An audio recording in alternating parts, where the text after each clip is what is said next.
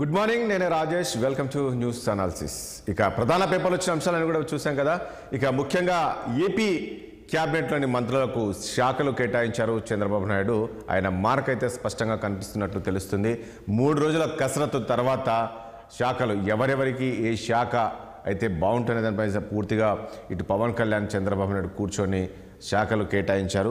So ముఖ్యంగా మనం అనుకున్నాం పవన్ కళ్యాణ్, డిప్యూటీ సీఎం పవన్ కళ్యాణ్కి హోంశాఖ ఇస్తారు అనేది ప్రజల్లో బాగా చర్చ ఉన్నప్పటికీ ఆయనకు గ్రామీణాభివృద్ధి అదేవిధంగా పంచాయతీ శాఖ ఇవ్వడం జరిగింది. మరి ఎందుకు తీసుకున్నారు? పవన్ కళ్యాణ్ ఇష్టపూర్వకంగానే ఈ శాఖ తీసుకున్నట్లు కూడా తెలుస్తుంది. అదేవిధంగా ఇటు హోంశాఖ వచ్చేసి వంగలపూడి అనితకు హోంశాఖ ఇచ్చారు. మరి గతంలో వైఎస్ఆర్ కాంగ్రెస్ పార్టీ అధికారంలో ఉన్నప్పుడు మహిళకు హోంశాఖ ఇచ్చారు కాబట్టి ఇక్కడ కూడా మరి మహిళకు ఈ రకం హోంశాఖ ఇచ్చారా? సో ఇలాంటి అంశాలు మళ్ళీ సమర్థులకు ఇచ్చారు. ఇప్పటికే 17 మందిని కొత్త వాళ్ళను క్యాబినెట్లోకి తీసుకున్నారు. మరి ఇక్కడ వీళ్ళందరికీ కూడా శాఖలు కేటాయించారు. సీనియర్లు కాదని చెప్పేసి ఇక్కడ వీళ్ళని మంత్రివర్గంలోకి తీసుకున్నారు. మరి అంటే యువరక్తం ఎక్కించారా?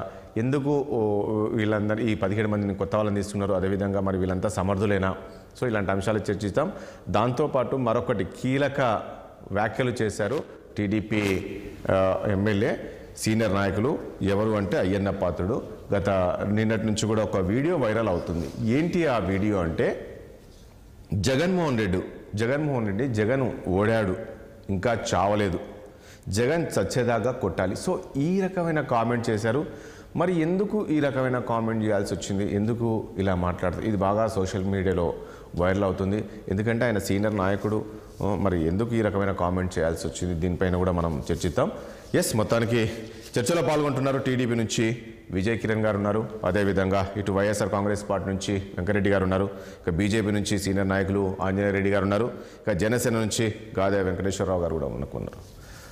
ముందుగా ఆంజనేయ రెడ్డి గారు, ఈ క్యాబినెట్ చూసాం, శాఖలు కేటాయించారు. ఏమనిపిస్తుంది? ఈ శాఖలు చూస్తే ఖచ్చితంగా చంద్రబాబు మార్క్ కనబడుతుందా? నేను ఇంతకుముందు అన్నట్లు పవన్ కళ్యాణ్కు డిప్యూటీసీ అదేంటి మన హోంశాఖ ఇస్తారు అని అనుకున్నారు. కానీ ఇక్కడ గ్రామీణాభివృద్ధి, పంచాయతీ ఇవి 2 తీసుకోవడానికి ప్రధాన కారణం ఏమై ఉండొచ్చు అంటే ఏం చెప్తారు? రాజేష్ గారు, మీకు ప్యానెల్లో చర్చలో పాల్గొంటున్న పెద్దలందరికీ నమస్కారాలు. కొంత టెక్నికల్ ప్రాబ్లం ఉంది. మీరు మధ్యలో ఎవరో సీనియర్ నాయకులు వ్యాఖ్యలు చేశారనేది నాకేం వినిపించలేదు. ఏ వ్యాఖ్యలు చేశారు? అయ్యన్న పాత్రుడు మాట్లాడుతూ జగన్ ఓడాడు తప్ప చావలేదు, మనము జగన్ చచ్చే వరకు కొట్టాలి అన్న ఒక వీడియో ఏదైతుందో అది బాగా వైరల్ అవుతుంది. మాట్లాడదాం, దాని గురించి కూడా మాట్లాడదాం, చర్చిద్దాం దాని గురించి నెక్స్ట్. సార్, ఈరోజు నూతన మంత్రివర్గాల్లో మంత్రులకి శాఖలు కేటాయించడం ఏదైతే ఉందో ఇది నిజంగా కూడా రాష్ట్ర అభివృద్ధి, యువరక్తాన్ని మంత్రి మండలిలో నింపడం కోసము, అదేవిధంగా చంద్రబాబు నాయుడు గారి యొక్క మార్పు పరిపాలన ఎప్పుడు ఉంటుంది. ఆయన ఎప్పుడు ముఖ్యమంత్రి అయినా కొత్త ప్రయోగాలు, కొత్త తోటి చేస్తూ ఉంటాడు ఆయన. కాబట్టి చంద్రబాబు నాయుడు మార్పు ఉంది కేబినెట్ కూర్పులో, మంత్రి శాఖల కేటాయింపులో. రెండవది యువరక్తాన్ని నింపారు.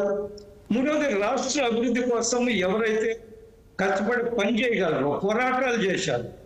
ఈ మంత్రులు, ఈ కేబినెట్ లో ఉండే మంత్రులు నాకు తెలిసి ప్రతి ఒక్కరి మీద గత ప్రభుత్వంలో చాలా దుర్మార్గాలు ఎదుర్కొన్నారు, జైలుకి వెళ్ళారు, తప్పుడు కేసులు పెట్టించుకున్నారు, పోరాటాలు చేశారు ఈ ప్రభుత్వానికి మొదటి వరకు ఉన్న వైసీపీ ప్రభుత్వానికి వ్యతిరేకంగా. సో వారి యొక్క సేవలను కూడా గుర్తించినట్టుగా నేను భావిస్తున్నా. అయ్యన్న పాత్రుడు లాంటి వాళ్ళు, మిగతా సీనియర్లు కూడా ఇబ్బందులు పడ్డారు. కానీ ఇక్కడ ఈ రోజు కేబినెట్ ఏర్పాటు విషయంలో ఏదైతే ఉందో అది యువకుల్ని ప్రాధాన్యత ఇవ్వడము, ఒక రాష్ట్రానికి ఒక సందేశము, నేను ఈ పరిపాలన ఒక మంచి పరిపాలన అందించడానికి ఇక్కడ ఉన్నాను, యువ రక్తాన్ని నేను రాష్ట్ర సేవలో ఉపయోగించుకుంటున్నాను అని ఒక సందేశం ఇవ్వడం ద్వారా కూడా చంద్రబాబు నాయుడు గారు ప్రయత్నం చేశారు.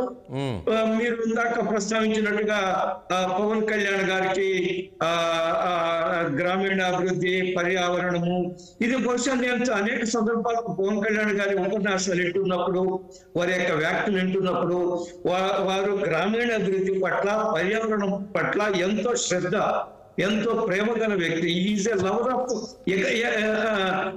Ecological balance. ఈరోజు చాలా ఇబ్బందికరమైన పరిస్థితి, వాతావరణ సమతుల్యం ఉండడం లేదు, అనేక కారణాలు, వాటిని కట్టడి చేయాలా.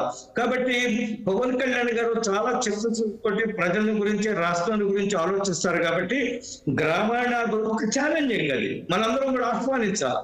ఆయన సవాలుగా స్వీకరించాడు. మనం వస్తున్న వార్తల ప్రకారం ఏమిటి, వారే అడిగి తీసుకున్నారు గ్రామీణ శాఖ, పర్యావరణము అని అంటున్నారు కదా. కాబట్టి ఆయన ఒక ఛాలెంజ్ తీసుకున్నాడు, ఆయన ఒక సవాల్ను తీసుకున్నాడు. ఆ సవాలులో ఆయన ఖచ్చితంగా విజయవంతం అవుతారు. కాబట్టి మనం దాన్ని స్వాగతించాలి.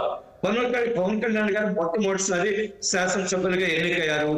ఆయనకి అసెంబ్లీలో లెజిస్లేచర్ అనుభవం లేదు, లేదా పరిపాలన అనుభవం లేదు. అయినప్పటికీ కూడా చిత్తశుద్ధి ఉంది, నీతి నిజాయితీ ఉంది, ఆలోచన ఉంది, బుర్రలో ఆయనకు ఆలోచనలు ఉన్నాయి, విజన్ ఉంది, ఏమి చేయాలని ఒక విజన్ ఉంది.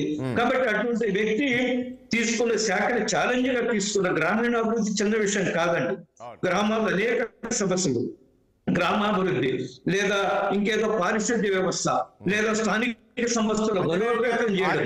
ఆంజనేయ రెడ్డి గారు ఈ సత్యకుమార్ కూడా ఈ ఆరోగ్య శాఖ ఇచ్చారు కదా, వైద్య ఆరోగ్య శాఖ, ఇది ఆయనకు కేటాయించిన